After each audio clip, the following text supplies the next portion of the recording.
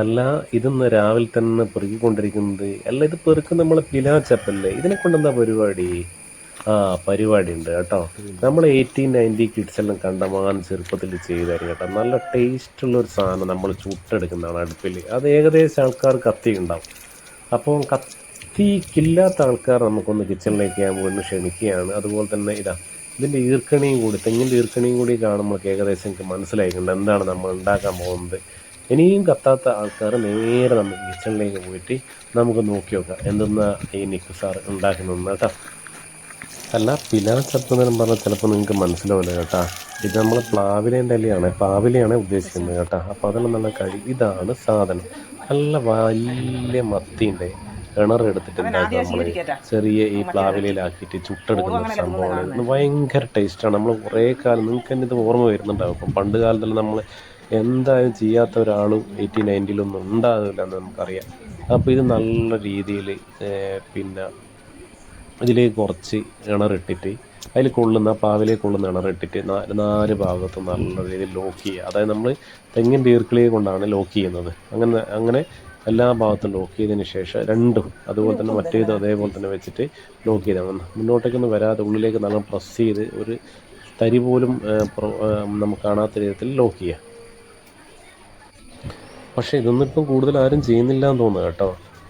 ഇപ്പോൾ ഹോട്ടലിൽ പൈസ ഉണ്ടെങ്കിൽ നമുക്ക് കക്കായാലും കരളായാലും കിണറായാലും എല്ലാം നല്ല രീതിയിൽ നല്ല ക്വാളിറ്റികളിലെല്ലാം നല്ല ടേസ്റ്റുകൾ കിട്ടുന്നുണ്ട്. പക്ഷേ നമ്മൾ ഇങ്ങനെ ചെയ്യുമ്പോൾ വീട്ടിൽ നിന്ന് തന്നെ ചെയ്യുമ്പോൾ അതൊരു വേറൊരു ഫീൽ തന്നെയാണ് കേട്ടോ. നമ്മൾ 1890 കിഡ്സ് എല്ലാം നല്ല രീതിയിൽ എൻജോയ് ചെയ്ത്, അല്ലെങ്കിൽ അത്രയ്ക്ക് ടേസ്റ്റില്ലേ എന്നാൽ ഞാൻ കാണിക്കുമ്പോൾ നമുക്ക് അറിയാം അതിൻ്റെ ഒരു ടേസ്റ്റ് നിങ്ങളുടെ വായിൽ എന്തായാലും വരാണ്ട് നിൽക്കത്തില്ല.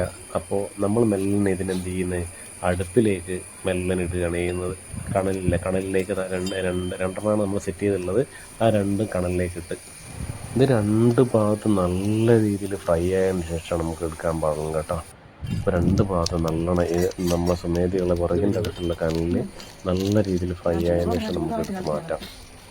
എനിക്ക് കുറച്ചും കൂടി ചിലർക്ക് ഇച്ചിരി ഹാഫ് ഭാഗമുണ്ട്. പക്ഷേ ഞാനിത് നല്ലോണം ഒരു കരിഞ്ഞില്ല എന്ന രീതിയിൽ നമ്മൾ എടുക്കുന്നത്. എനിക്കതാണ് ഒരു ടേസ്റ്റ് കൂടുതലായിട്ട് തോന്നുന്നത് പലപ്പോഴും.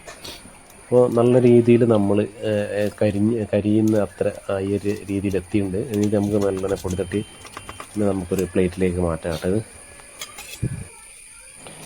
ഇനി നമുക്ക് നമ്മൾ പ്ലേറ്റിലേക്ക് മാറ്റിയിട്ടുണ്ട്, രണ്ട് പ്ലേറ്റിലേക്ക് മാറ്റിയിട്ടുണ്ട്. ഇനി ഇതൊന്ന് അങ്ങനെ മെല്ലെ തുറന്ന് നോക്കാം. അത്യാവശ്യം നല്ല ചൂടുണ്ട്, എന്നാൽ നമ്മൾ സാവധാനത്തിൽ ഇതൊന്ന് തുറന്ന് ക്ഷമയോടുകൂടി തുറന്നിട്ട് നമുക്ക് ഇതിൻ്റെ ലോക്കലിലൊന്ന് അൺലോക്ക് ചെയ്ത് നമുക്ക് ഓരോന്നോരോന്നായിട്ട് തുറന്ന് നോക്കാം കേട്ടോ.